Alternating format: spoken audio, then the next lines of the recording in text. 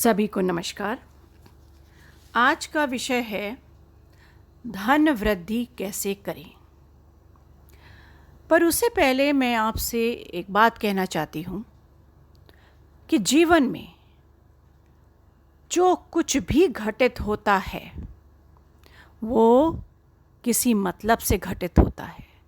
उसके कोई मायने होते हैं, वो चाहे अच्छी घटना हो या फिर कोई अप्रिय घटना हो।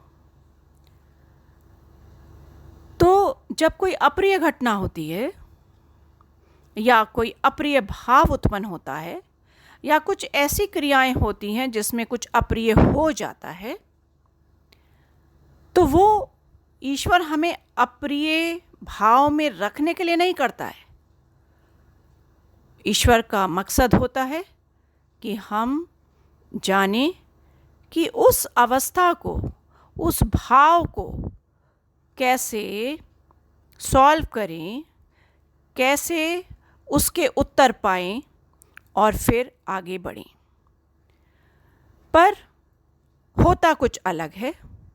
हम लोग डर जाते हैं, घबरा जाते हैं, भय में आ जाते हैं और यहाँ से उत्पन्न होता है अभाव। और ये अभाव धन का भी होता है।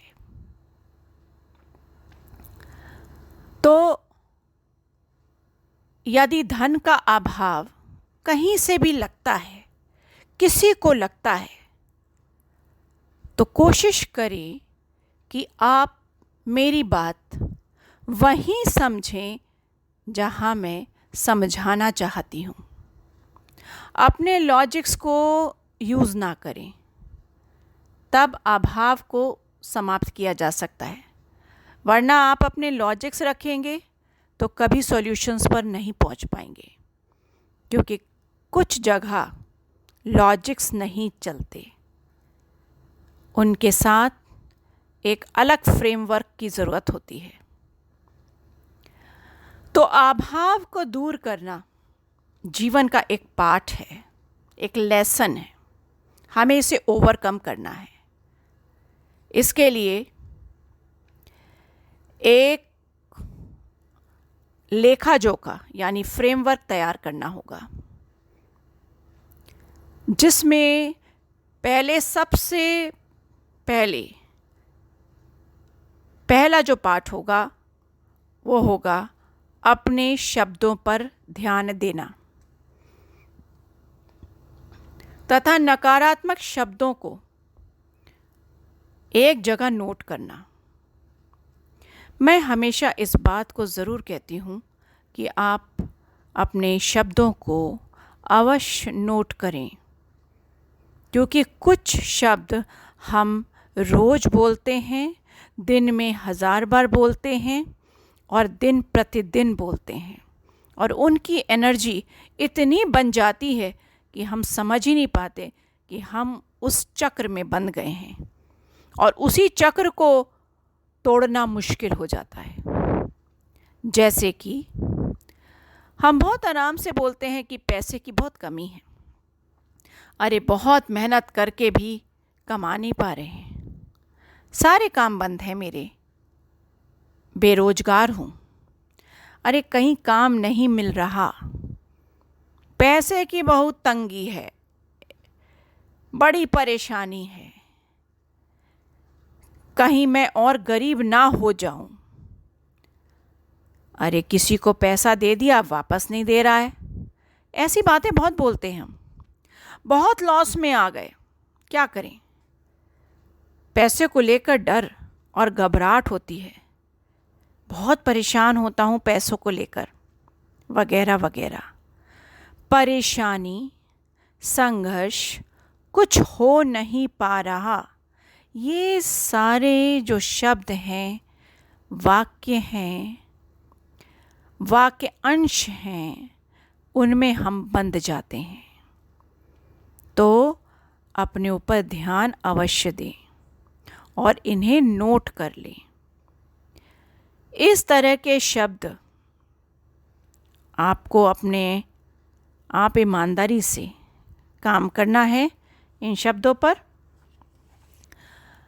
अब दूसरा महत्वपूर्ण पाठ है धारणाएं, यानी जो धारणाएं हमने अंदर तक पाल रखी हैं, बचपन से आज तक हम उनसे घिरे हुए हैं, वो हमारे रगों में, हमारे संस्कारों में बैठ गई हैं और वो आज की तारीख में नकारात्मक हैं, पर हमें इसका भान ही नहीं है, हमें पता ही नहीं है। वो भी हमारे अभाव को बढ़ाती हैं, धन के अभाव को बढ़ाती हैं। जैसे लालच बुरी बला है, इसे इच्छा से मत जोड़े। जैसे हम कहते हैं कि हम ईश्वर से मांगे, तो लोग इसमें अंतर नहीं कर पाते। लालच और इच्छा में अंतर होता है। इच्छा हम ईश्वर से करते हैं, पैसों की इच्छा रखना गलत नहीं है। लालच है किसी और के पैसों पर रखना, ये है लालच। जब हम नज़र उसके पैसों पर रखते हैं तो है लालच। अरे हम ईश्वर से वंदना करते हैं, इतना बड़ा यूनिवर्स है और उसमें अता है, तो उसमें से ईश्वर हमें देता है, इसलिए लालच नहीं है। पर अगर मान लीजिए आपके दोस्त का पैसा है, आपके रिश्तेदार का पैसा है, भाई बहनों का पैसा है, और आप उनके पैसों पर अगर सोचते हैं कि वो हमें दे दे, वो लालच है। दूसरे के अपार धन को काला धन कहना ये गलत है, और अपने धन को सफ़ेद धन, ये सोच बहुत ही गलत है और ये भी अभाव को क्रिएट करती है। किसी भी स्टेटस पर धन बढ़ाने की इच्छा हो सकती है, यानी हर स्टेटस पे धन की आवश्यकता होती है। ये नहीं है कि रईस हैं तो उनको धन की आवश्यकता नहीं है, सिर्फ गरीबों को है। हर स्टेटस पे, आप जिस भी स्टेटस पे हो, उससे अधिक अब आपको धन चाहिए, तो इसको एक्सेप्ट करना चाहिए, इसको दरकिनारा नहीं। हम बड़ी बड़ी बातें करते हैं कि नहीं हमें तो लालच नहीं है, हमें नहीं चाहिए, ठीक है हमारा जीवन, लेकिन अंदर अंदर एक चाह बढ़ती है कि हमें ये भी ख़रीदना है, वो भी ख़रीदना है। तो हम अपने को ही दो राहे पे हमेशा रखते हैं, तो फिर ईश्वर आपकी कैसे मदद करेगा, या यूनिवर्स आपकी कैसे मदद कर सकता है। आप एक चीज़ पर रहिए कि हाँ भाई मुझे इस चीज़ के लिए धन की आवश्यकता है, पर आप दाएं बाएं करते हैं, चाहिए भी और शो करते हैं नहीं चाहिए।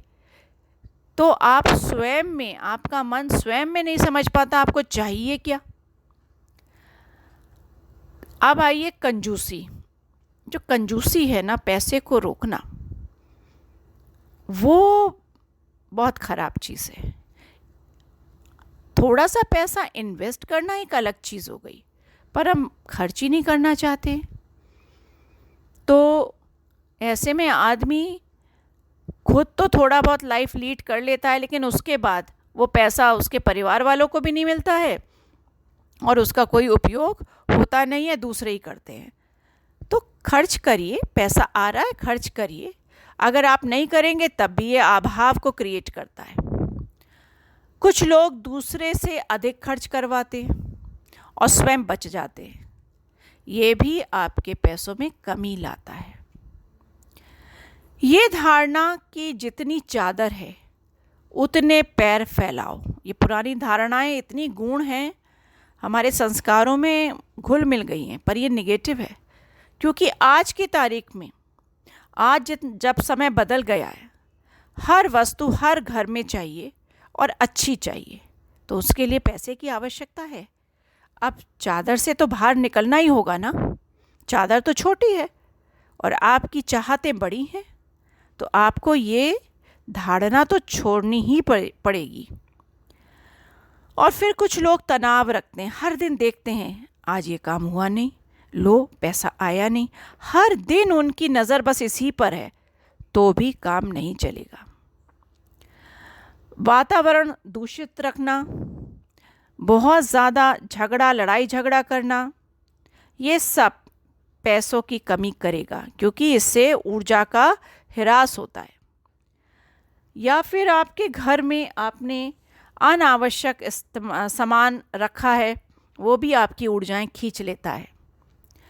तो मन को सरल करें, धारणाएं सरल करें, पैसों के प्रति अपनी धारणा को सही रखें, परेशानी वाले शब्दों का प्रयोग बंद करें, घर में हर चीज़ व्यवस्थित करें, घर को चार्ज करें, जमा कूड़ा सब हटाएं, पुराने कपड़े बहुत ही समेट समेट के रखते हैं, पुरानी चीज़ें, इलेक्ट्रॉनिक आइटम बहुत ज़्यादा, छत पर आप देखिए शनी बिठा के रखते हैं और उसके नीचे आप रहते हो, कितना कूड़ा करकट होता है, वो सब साफ होना चाहिए, क्योंकि लक्ष्मी तो सफाई में ही आती है ना। अब जो मैं उपाय बताने जा रही हूँ वो बहुत ही महत्वपूर्ण है। जल यानी लिक्विड, और इकोनॉमिक्स में मनी को लिक्विडिटी कहा गया है और लक्ष्मी को भी चंचला कहा गया है। तो ये तरल होता है और हमारा जो वास्तु है उसका जो तरल हिस्सा है वो है नॉर्थ ईस्ट। तो यहाँ पे खासा आपकी सफाई रहनी चाहिए और यहाँ पे आप पानी का बर्तन या कांच का कोई बर्तन लें, उसमें पानी रखें और उसमें महसूस करें कि ये धन है।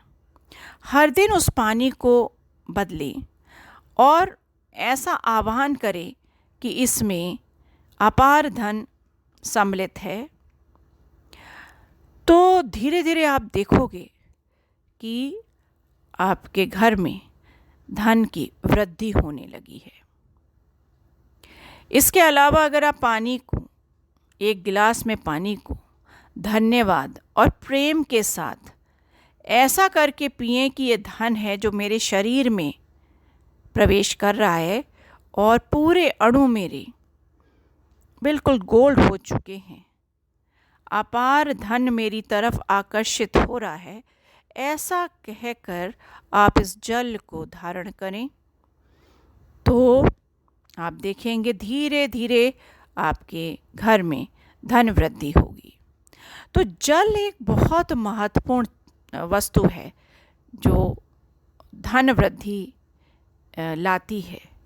तो आप अपनी टंकी, जो पानी की टंकी होती है, उस पर भी आप ये लिख सकते हैं, प्रेम, स्नेह, धन्यवाद और धन। इस तरह के आप भाव, सुंदर भाव जल को दे के रख सकते हैं। एक छोटा सा झरना लगा सकते हैं नॉर्थ ईस्ट की तरफ, जिसमें वो रोटेशन होता है, पानी का आना और जाना। तो जिस तरह से पुराना पानी अगर रखेंगे तो गंदा हो जाता है, ऐसे ही धन आए उसको आप खर्च करिए ईमानदारी से। एक्स्ट्रा वैगेंसा मैं नहीं कह रही हूँ कि बेमतलब आप खर्च कर दीजिए, मतलब के साथ धन को खर्च कीजिए और देखिए खुशियाँ आए उस धन से। बीमारियाँ नहीं कि बीमारियों के लिए आप दवाइयों में आपका धन खर्च हो रहा है, तो वो एक अच्छी बात नहीं है।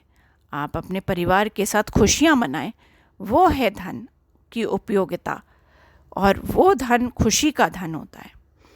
तो आप जल का प्रयोग करें और देखें आपके घर में बहुत धन वृद्धि होगी। अपनी धारणाएं बदलें और थोड़ा सा फ्रेमवर्क बनाएं, मुझे क्या सोचना है, कौन से शब्दों का प्रयोग करना है, और इससे फिर आप बहुत धनवान हो जाएंगे।